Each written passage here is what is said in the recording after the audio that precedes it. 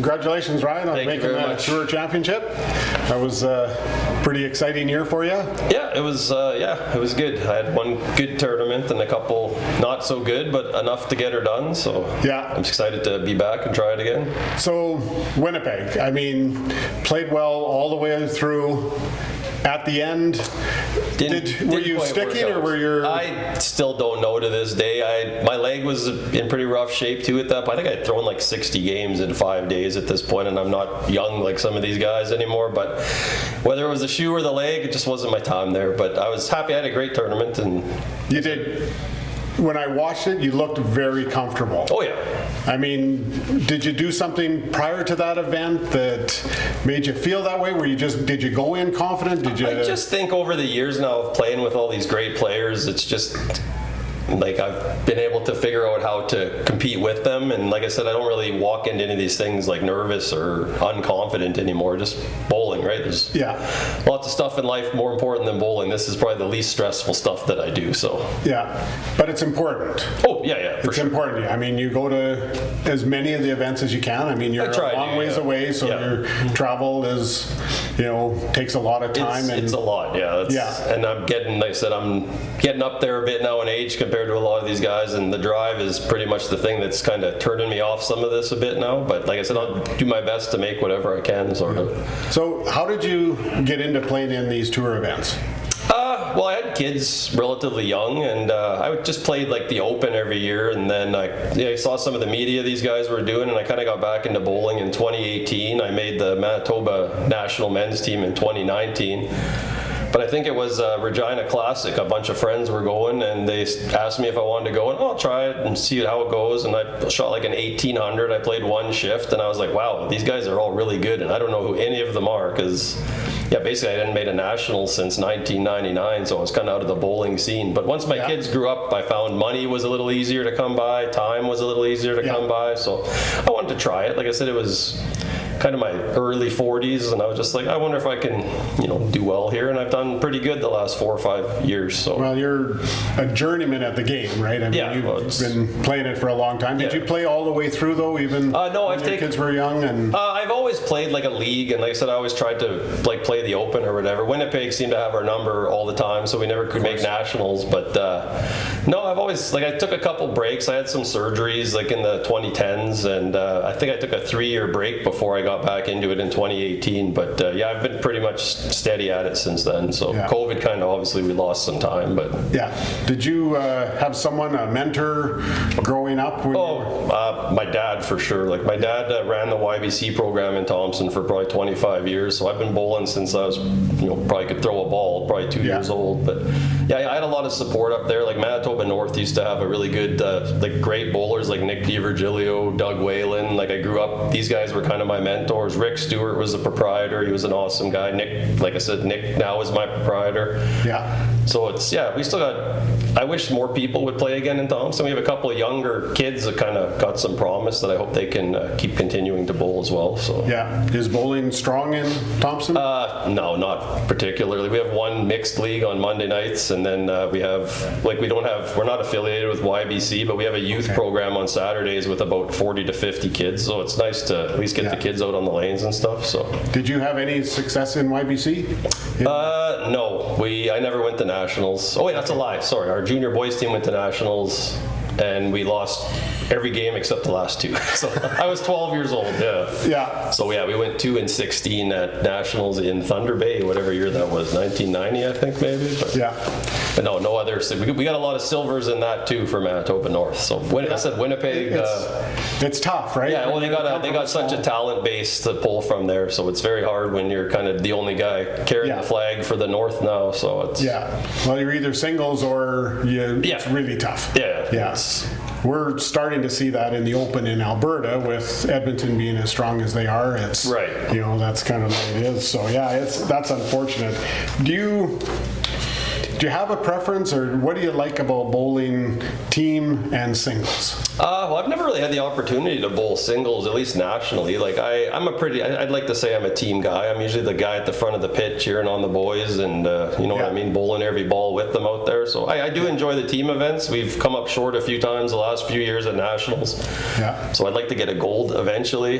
Hopefully it comes at some point, but who knows? We've got a couple silvers the last few years, and it's been a good ride. So you had a good year at the Open this year? Yeah, we actually, our men's team from Manitoba went 17-1 in the qualifying, and then Alberta beat us twice in the final, as they tend to do. So but it was we had a really great team and played super well. So you played, and you yourself played well. Yeah, Like I said, I think I was the low average, and I was like 265 or something on that team. So we were really strong all throughout. So yeah, absolutely. In the tour, is there the formats? We've got quite a few different formats now. Is there any? What do you like about the formats? Oh, I like the fact that they're all pretty unique to themselves. I mean, I think Beef Bowl and TPCs is very similar. My favorite is still Heritage. I like the format. I haven't been able to make the cut there the last few years, mind you, but Winnipeg's super unique. They take kind of a mismatch of a bunch of different formats and mix her all into a pot. But yeah, I would say like overall Heritage is probably my favorite format. I just like the pods. It kind of gives you more of a chance to come back if you have a down game and stuff, and the point system is nice to kind of, well, as you know. You get rewarded for when you're playing well, even if you, and if you win the close games, you get rewarded. Right. And if you have a big game, you're still not going to hurt you. So I think that the Quebec Classic had the same format. I played it this year, and it was good. So that's probably my favorite format is the pods. So. Yeah. Do you think you guys would ever get a pro league team up in 0%? Not a chance, eh? Not a chance. No. Not enough. No, I'm 7.5 hours from Winnipeg, so it's and I would say there's maybe 2 other people that could competitively maybe even hang with some of these teams. So no, it's probably not happening. Oh, okay. That's unfortunate because it's quite nice to be involved in it. And, that type of thing. Yeah, well, I follow along and everything, and I've helped do commentary a few times on it and stuff. But yeah, it's tough. Like the thing I think being where I am, I don't get to play with other good players, so it's tough to kind of keep myself motivated, I guess. Yeah. So I kind of get into funks where I'm like, do I want to bowl, But and then you go to these events and this is kind of keeping it alive for me and stuff. Like a goal of mine was to make this a second time because anyone could probably make it once, have a good tournament, but to make it a second time, I feel like I've proven something to myself that I do belong here. And it tells you that you've had a good year. If you can make it to this point, then you've definitely bowled well throughout the year. Yeah. Right. What are you looking forward to for next year? Well, I'm excited. Beef Bowl's now part of the WCBT. That is actually a good turn. I went the first year. I think they only had 100 entries, and I lost in the semifinals to Ryland, who won the tournament.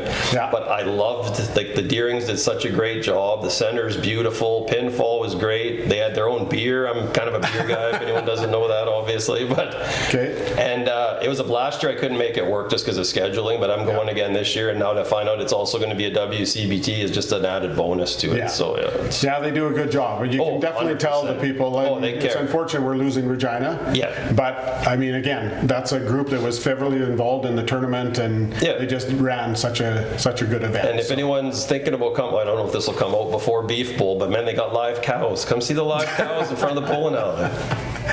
So what's your aspirations again for this year coming up then? I don't know. I'm playing Beef Bowl and I'm going to play Autumn Open, but after that I don't really know how much I'll be playing. And Nationals is in Newfoundland this year, and they've changed dates to the Provincials is earlier, so I don't know if I'll be able to make it for that as well. Oh, okay. But I don't really have any set and planned stones. My older daughter's getting married next summer, so there'll probably be a lot of that going on next year. Hard to say. I'd be happy if my town doesn't burn down while I'm here, because we've been having forest fires all summer, and they don't seem to be stopping. So, well, let's hope not. Yeah, well. Thank you, Ryan. Appreciate Congratulations. it, Good luck this weekend. Thank you. And so again, for this format with the Pins game, have you ever played? I made the tour finals in 2022, and I played Mark, and I beat him the first round, and then Tyler beat me the second round. But it's enjoyable. Like I said, anytime you can throw a strike and win a $50 bill for throwing a strike, I mean, again, another unique format. Yeah, oh yeah. And I grew up watching like the TSN and the CBC, obviously, and it's kind of cool to be able to do it. And like I said, my kids can always look back at this stuff when I'm gone and be like, hey, look, my dad bowled on whatever, on YouTube. So with that, do you ever go back and watch?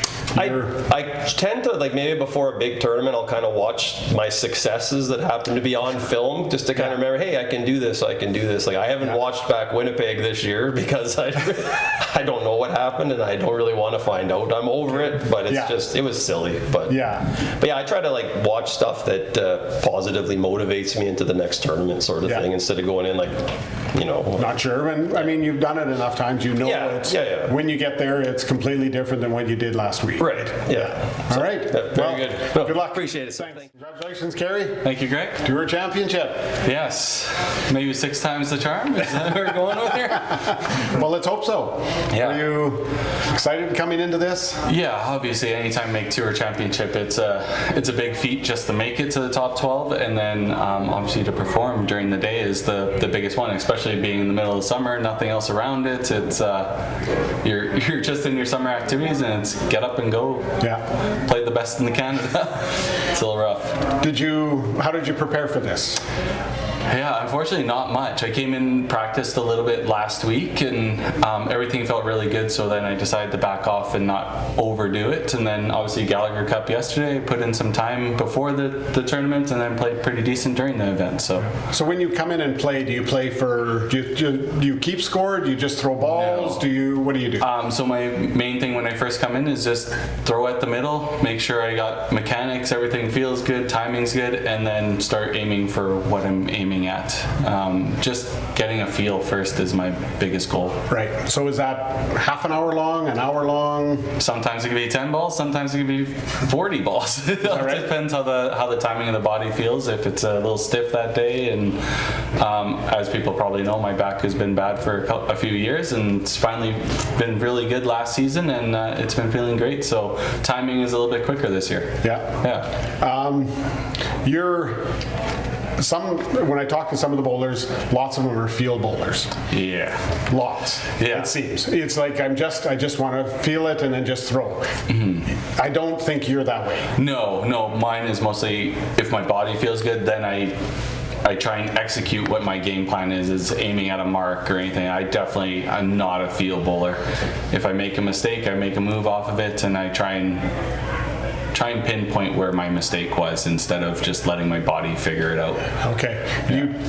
Do you have like a specific board that you're trying to throw the ball exactly over that board? Yeah, and I try and keep that board the same from wherever I'm throwing. So like I'll make a move with my feet but still throw at that same mark. I won't move my mark out on the lane. Right. I try and keep the same target all the time. And you've done this since I switched to throwing a hook, yeah. Okay. I used to throw a backup, obviously, quite a few years ago. Ended up moving to the hook for various reasons, but then, ever since then, I've tried to maintain hitting the same spot, executing that. So is it obviously you're shooting out of pocket then? Yeah. You're shooting at my main pocket is left pocket. If I get a little quick and open up, it drifts to the right, and those are my shots. If you get just a little quick. Yeah, I'll yank a 3-pin once in a blue moon. Which we all do, absolutely. I try and avoid that one at the biggest moments, but. So that's, like I said, that's most people. It's all about feel and that. Yeah. So. I guess around about it's still feel, right? Your body has to feel good, your timing has to be good. That's all feel. You can't fix mechanically that way. But once everything feels good, then I make sure my mechanics are what I'm looking at. Do you go back and look at tapes? I haven't actually really. Okay. It's hard for me to watch myself and pinpoint where I'm making a mistake. I rely on friends and other competitors to be like, are you noticing anything? What's happening? I can't seem to pick it out myself, which is weird, right? You'd think you'd know yourself as much as possible, but I do not pick that up at all. So is it, for me, I know it's mostly speed. Yeah, speed's a big one, and my knee. If I don't stay behind my knee, I get up over top and it get extended and stuff like that. I gotta stay behind my knee and make sure I'm staying. Everything coming through. Yeah. At the same time. I'm sure you've talked to a few people. They have they like to slide long. I tend to be a planter. I drive into the line, so I got to make sure I stay behind that knee. If I don't, I get up and drop the ball and doesn't have any roll on it and all the bad stuff. Nothing good. Where fun goes to die. Yes, pretty much. Yeah. There's a few moments this season where that's definitely happened. Right on. So, do you obviously mechanically you work a lot on that? Do you do mental? Yeah. I think everybody does. Like most of mine is I don't take time before the event to mentally prepare. When I'm at the event, if I'm playing in a shift or even in this event, it's not my turn, that's when I'll take the time to pre-shot routine, think about what I'm trying to execute, that stuff.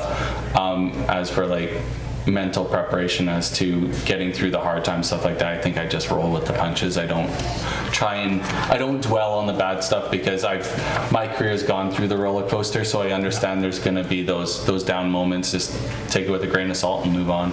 Yeah. So Grand Slam, you completed the Grand Slam. It's kind of funny how our sport has, some people have named it that, with the events always changing, like Regina Classic unfortunately closing their event this year. Is it still a Grand Slam? It was the 4 original events. That event's gone. I think it's neat that people have named it that. That's something that nobody else has ever completed. Even the greats like Gino, Bruce, they're always missing one tournament, and I was lucky enough to win all 4. I just haven't repeated one of those events, but I've won all of them, so that's kind of neat. But now with Beef Bowl and Manitoba Open, that slam keeps growing. You gotta keep chasing. I was just going to say, it's the 4 main, and now it's 5 with Winnipeg. So, Are you happy with how the tours, because you're a big part of the... Obviously I was part of the inaugural starting it all up and getting all the tournaments together and creating the WCBT. It's obviously when we first brought it out, we hit the ground running and we created something in the second year, having tour finals and all this stuff. It's grown really well we're entering our 10th year this season, but it's hit its plateau, and now we got to think of changes. We got to adapt. We got to find ways to entice new membership, entice the tournaments to keep innovating in their own rights, right? That's the great thing about the tour. These events are all individual events. We just happen to bring them together and work together and try and make the best for everybody. You're heavily involved in showing these other events, the YBC events and all those types of things. I got my feet wet pretty much almost everything there, doing Masters Nationals, Open Nationals, YBC stuff, Youth Challenge, the 5PL. I've definitely ingrained myself in 5-pin bowling, especially out west here, but just trying to grow the sport. We understand that the sport back in the 70s, 80s, 90s was at its peak, and it really took a tumble, and we're just trying to maintain and hopefully grow it a little bit more. We're seeing a lot of younger people participating, coming to these events, and which is wonderful, right? Because that's what we're trying to grow this game with. And the WCBT has a great sponsor in Aaron Arndt and his family. They sponsor a Rising Star Award, so we're bringing youth in that way. We're getting them a free entry into their local event and trying to take away some of the burden. We know it costs money to play these events, and especially if you're going to travel and stuff like that, but we're helping in as much as we can. We're trying our best. Obviously, we know that everybody has other things to spend money on, so bowling may not be the highest priority, but we try. Excellent. Thank you very much, Karie. Good luck in your match with Ryan O'Callaghan. Never played him before, so this will be a feat too. He's looking forward to it. Me too. It'll be good. Just everybody has to keep their eyes peeled and keep their glasses on, because apparently we look pretty close to the same. So. Okay. Well, good luck, Karie. Awesome. Thanks, Greg. Congratulations.